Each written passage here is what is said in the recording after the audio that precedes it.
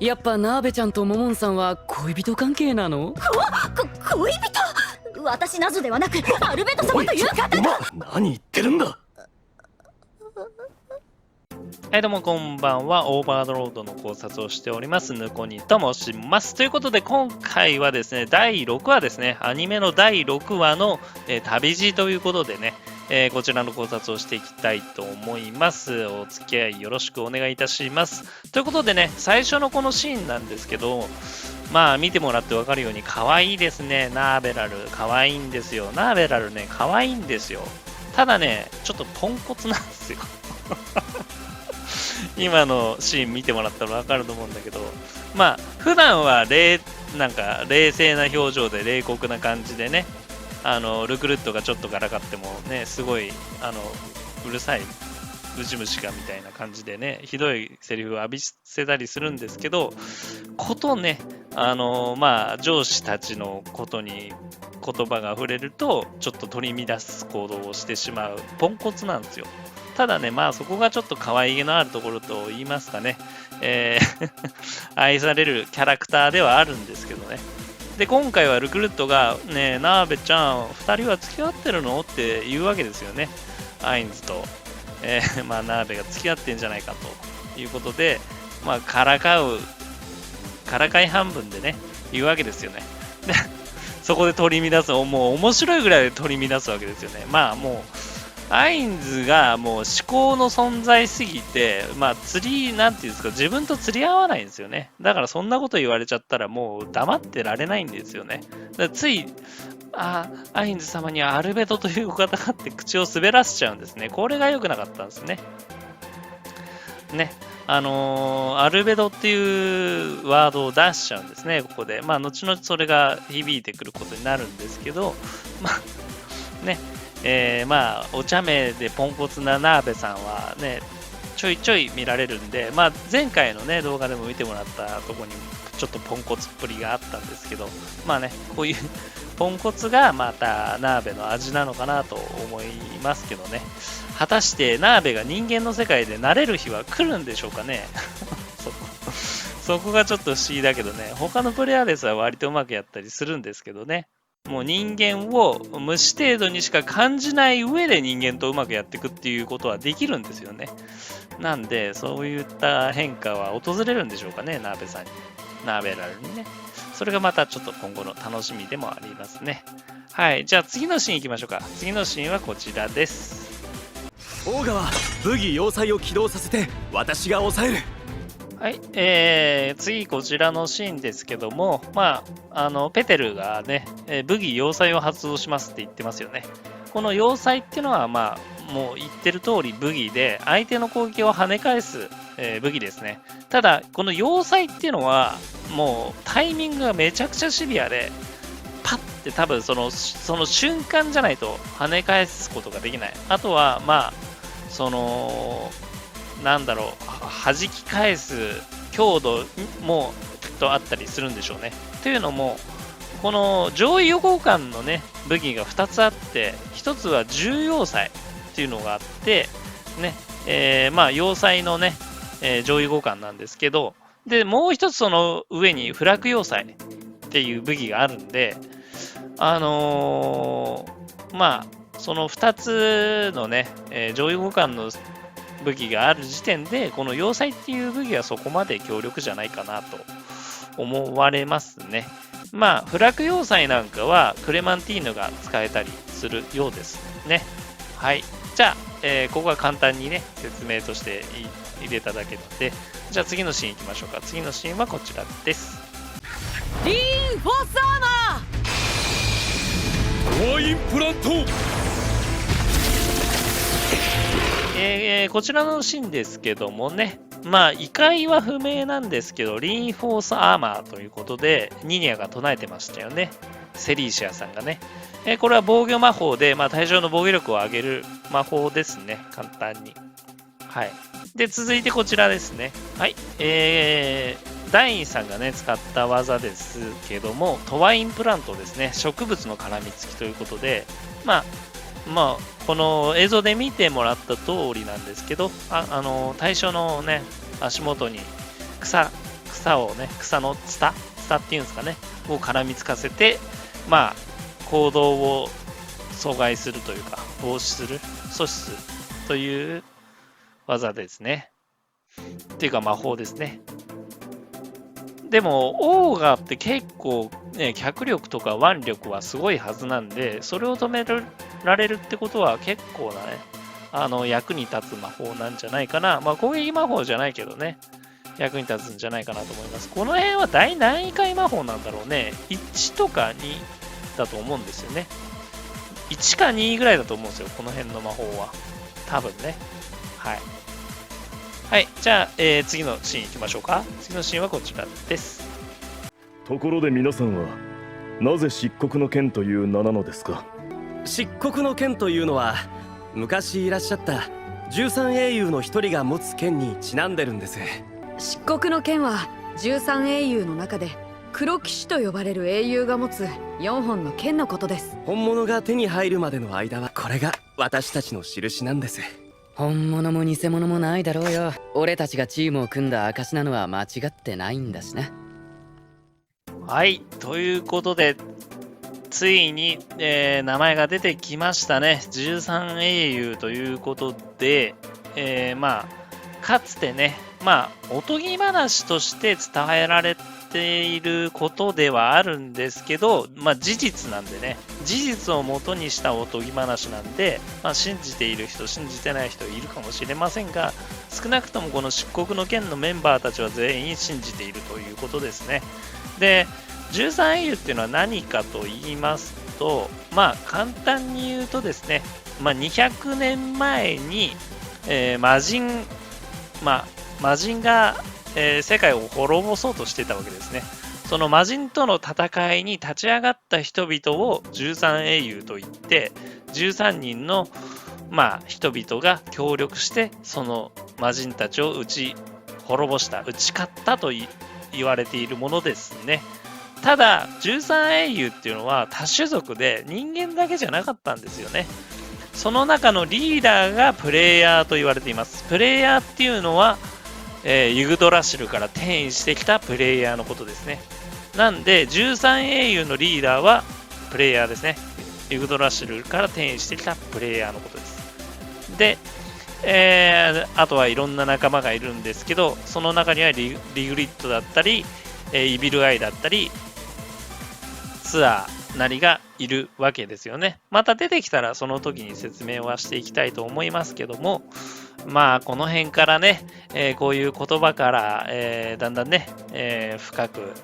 読み解いていくと面白いことになっていくんですけどもね、オーバーロードっていうのはね。はい。なんで、その200年前に戦った人々は、英雄としてね、崇められているんですね。なんでなら世界を救った英雄だからですね。で、その中の一人の、暗黒騎士っていうね、人物がいまして、実は悪魔とのね、根血児らしいんで、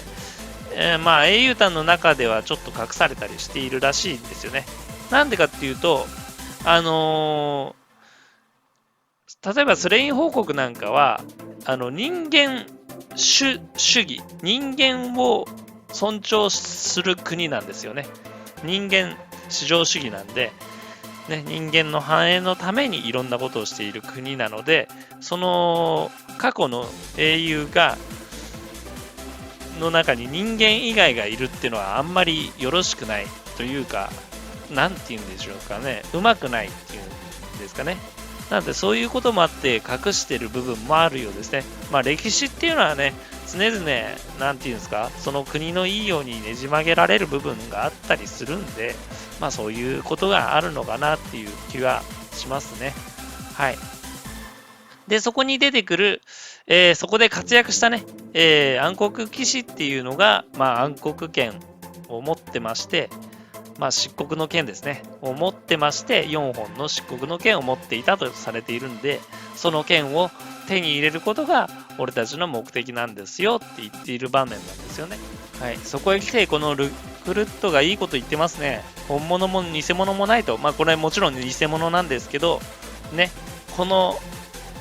パーティーを作ったこと、そしてこの偽物の剣でもね、つながりを持てていること、それが俺たちにとって大切なことなんだみたいな、すっげえいいこと言うんですよ。ただ、こんないいセリフ言うと危ねえんですよ。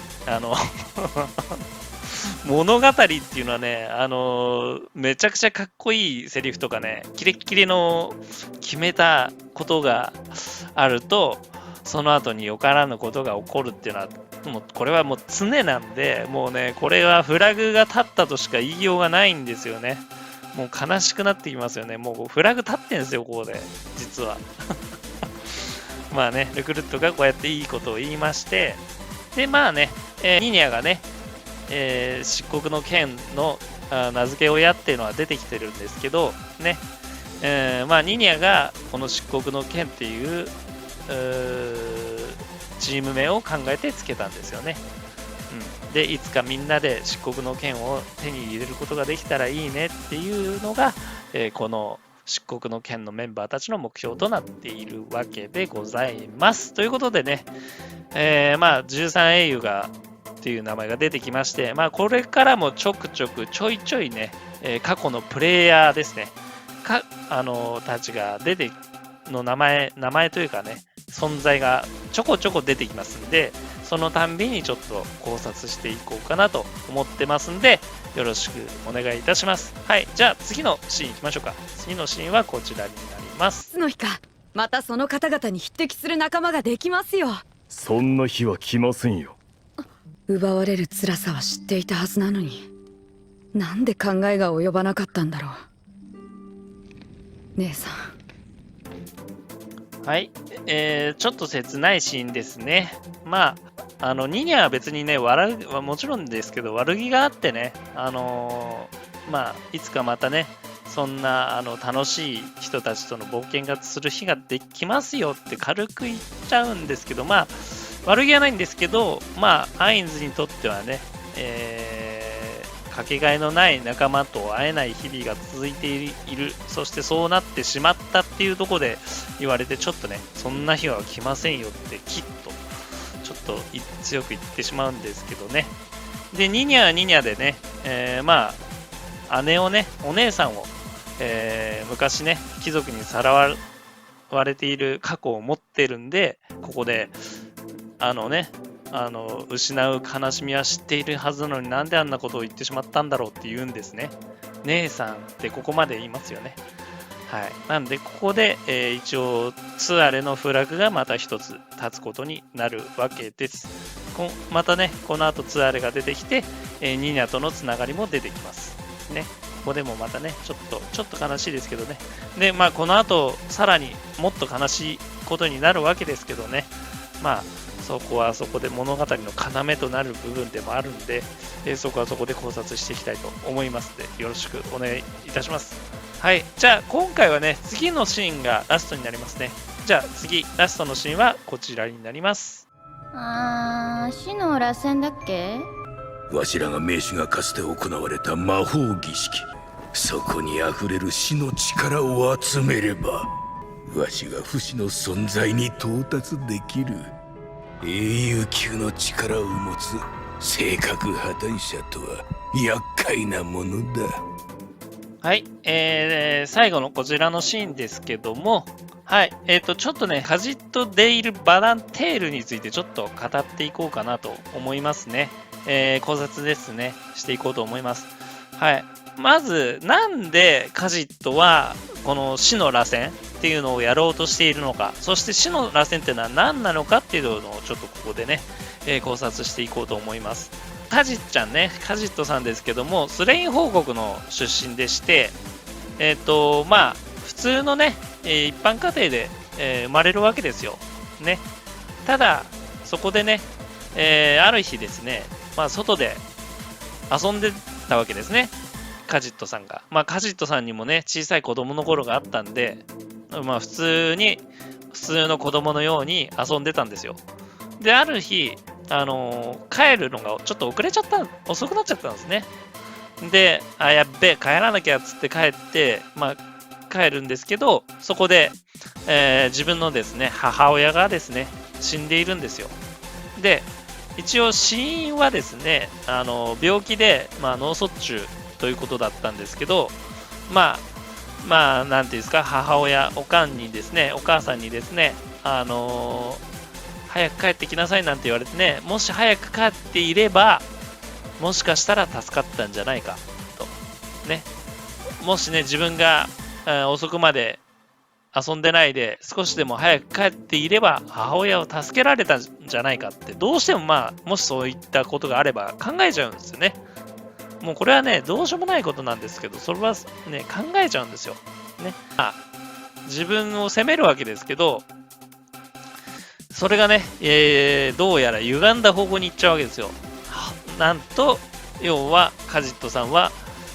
間に合わなかったわけですけども、じゃあ、復活させればいいんじゃないか。蘇生させればいいんじゃないかっていう、そっちに行くわけですね。つまり、カジットの目的は、大元の目的ですね。は、自分の母親、幼くして亡くしてしまった自分の母親を生き返らせるために、奔走する人生になるわけですね。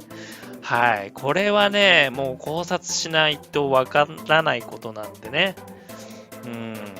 これは、なんていうんですか、考察のしがいがあるところだとは思いますね。はい。で、ですね、いろいろね、な方法で母親を蘇生する方法を探るわけですね。ただ、このオーバーロードのこのね、カジットたちがいる世界での進行形魔法では、アインズたちがいるユグドラシルの世界では、正確には生き返らせることはできるんですよ。ただ、このカジットたちがいる世界での、第5位回魔法を使える魔法使いがやっとこな世界では、母親を蘇らせることができないんですよ。なんで、どうやったって無理だっていうことを悟ってですね、今度は、じゃあ、どうするかっていうことを研究し始めるわけですね。で、その研究していく過程で、普通の人間ってもう寿命がありますよね。なんで、自分が母親を復活させる前に自分の寿命が来てしまうと。なんで、まずは自分の寿命を伸ばさなきゃいけない。自分が不死にならなきゃいけないっていうことを考えるようになるわけですね。もうだいぶ歪んでるんですよ。もう何も周りが見えてないわけですね。もう母親を生き返らせるっていう目的しか。ね。そのために、死の螺旋を、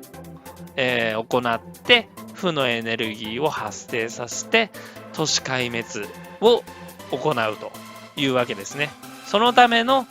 死の螺旋、死の宝珠、エージャの月間、インフィーレア・バレアレなんですね。これが、カジット・デイル・バダンテールの目的と手段だったわけですね。で、手段はこれから実行していって、それがどうなったのかっていうのはもう皆さん知っての通りだと思うんですけど、そこのね考察もしていけたらと思うのでね、ぜひよろしくお願いします。ということで、不老不死に、要は負のエネルギーを貯めて不老不死を目指して、で不老不死になったら、どうにかして母親を生き返らせる方法を探して、それを実行したいなっていうのが、カジットの生き様なんですね。でもそのやり方と方法とはもうえぐいですよ。もう簡単に人だって殺してますしね。もうなんていうんですかね、周りが一切見えてない状況でですね。で、一応アニメでも描かれてますけど、数年準備がかかったって言ってますね。実際は5年の準備、5年の歳月を費やして、死の螺旋の準備をしていたようなんですけど、で、まだ時間がかかる予定だったんですけど、ね、クレマンティーヌがエージャの月間を見つけてというか盗んできて、で、フィーレアもいるよってことで儀式を早めることにしたんですね。そういった背景があります。ね。いやー、とっても興味深いですね。ね。本当に。いやー、いいね。やっぱオーバーロードは面白いですね。はい、じゃあ最後はですね、またおまけのシーンですね。こちら、まあ、この冒頭で出てきたシーンですけど、ちょっと可愛いシーンを見てお別れしたいと思います。はい。ね、恋人関係なのってちゃちゃ入れられて照れるっていうか、慌てるナーベラルですけど、そのシーンを見てお別れしたいと思います。じゃあ次回ですね、また、アニメの考察の続きをやっていきたいと思いますんで、よろしく。次回は7話ですね。7話の次回は考察をしていきたいと思いますんで、興味のある方はチャンネル登録していただけたら嬉しいと思います。ではまた次の回でお会いいたしましょう。ぬこにでした。バイバイ。の恋人の恋人の